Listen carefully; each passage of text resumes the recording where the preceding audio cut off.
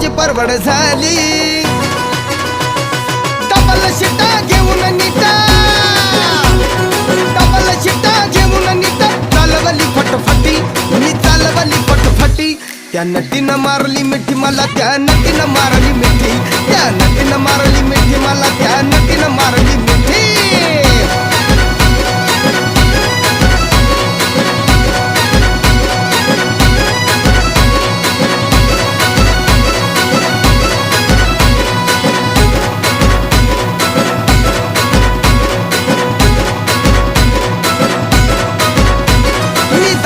माथेरान खंडाळ्याचं उंच ठिकाण आजूबाजूला नव्हतं कोण आजूबाजूला नव्हतं कोण अशी जवळ घेऊन शान माझ्या मतानं हळू हातानं